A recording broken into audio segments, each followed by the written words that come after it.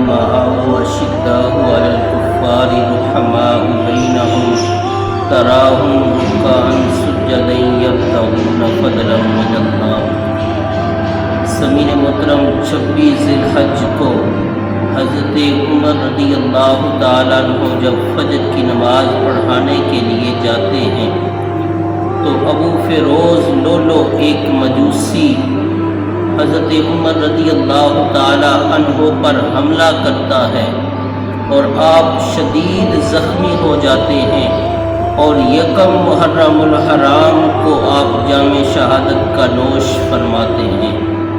سمین محترم حضرت عمر رضی اللہ تعالیٰ عنہ کو حضور صلی اللہ علیہ وسلم نے رب سے دعا کر کے مانگا اور کہا کہ اے رب ذوالجلال، عمر بن خطاب یا ابو جہل بن ہشام کو ان دونوں میں سے کسی ایک کے ساتھ اسلام کو عزت عطا فرما۔ تو حضور صلی اللہ علیہ وسلم کی دعا قبول ہوئی اور حضرت عمر بن خطاب رضی اللہ تعالیٰ عنہ دار اسلام میں داخل ہوئے اور کلمہ پڑھ کر مسلمان ہو گئے۔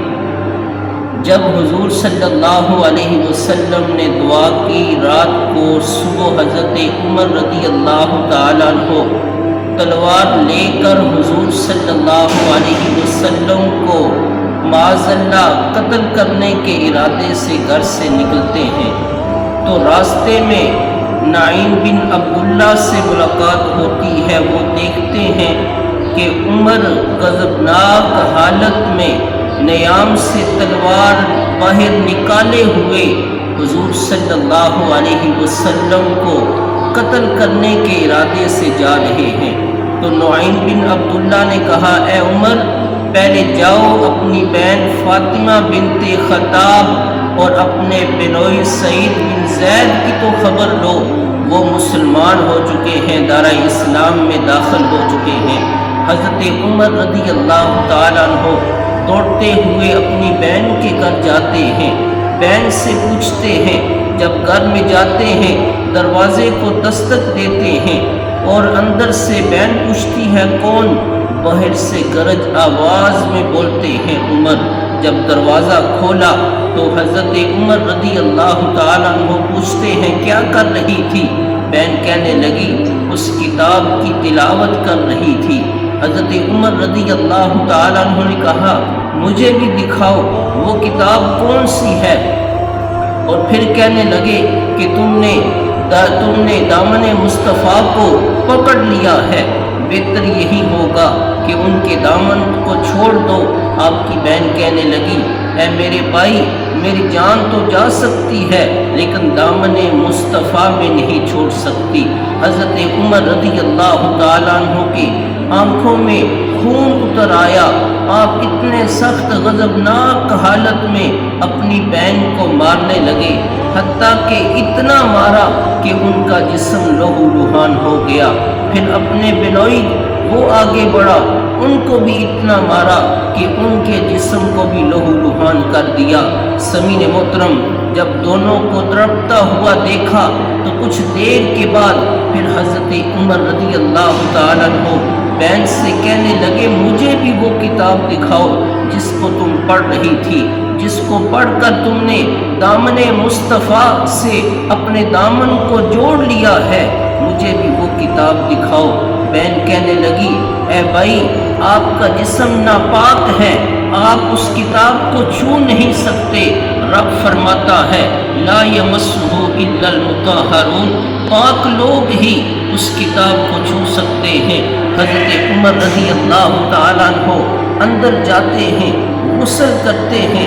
آپ کی بہن رب کی بارگاہ میں التجا کرتی ہے، رب ذوالجلال عمر کے زہر کو تو میں نے پاک کر دیا اور عمر کے باطن کو اب تم پاک کر دے۔ حضرت عمر رضی اللہ تعالیٰ عنہ غسل کر کے جب اس کتاب کو کھولتے ہیں، بہن وہ کتاب دیتی ہے اور آپ سورہ طٰہٰ کی تلاوت کرتے ہیں۔ جب تلاوت کرتے ہیں تو دل کی دنیا ہی بدل جاتی ہے۔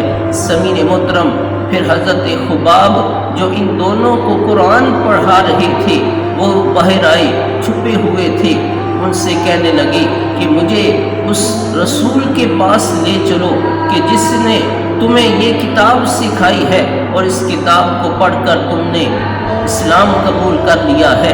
حضرت خباب حضرت عمر رضی اللہ تعالیٰ عنہ کو لے کر حضور کی بارگاہ میں پہنچتے ہیں۔ ابھی دروازے پر نہیں پہنچے، دروازے پر حضرت امیر حمزہ رضی اللہ تعالیٰ عنہ بیٹھے ہوئے ہیں۔ عرض کرتے ہیں یا رسول اللہ، عمر آ رہا ہے، نیام سے تلوار بھی باہر ہے، اگر اچھی نیت سے آیا تو ہم اس کا استقبال کریں گے، اگر بری نیت سے عمر آئے تو اسی تلوار سے ان کا سر تن سے جدا کر دیں گے۔ حضور نے فرمایا کہ عمر خود نہیں آ رہا بلکہ میں نے رب سے عمر کو مانگا ہے۔ سامعین محترم، جب عمر حضور کی بارگاہ میں آتے ہیں اور حضور کے قدموں میں گر جاتے ہیں، عرض کرتے ہیں یا رسول اللہ صلی اللہ علیہ وسلم، مجھے بھی کلمہ پڑھائیے، میں نے بھی دار اسلام میں داخل ہونا ہے۔ سامعین محترم، حضور کے قدموں میں گرے اور حضور صلی اللہ علیہ وسلم نے حضرت عمر رضی اللہ تعالیٰ عنہ کو کلمہ پڑھایا اور آپ مسلمان ہو گئے۔ جب مسلمان ہوئے تو کفار مکہ کو پتہ چلا تو ان کے ایوان میں زلزلے برپا ہو گئے اور ان کی صفوں میں ماتم بچھ گیا، اس لیے کہ وہ عمر کے رعب اور دبدبے سے ڈرتے تھے۔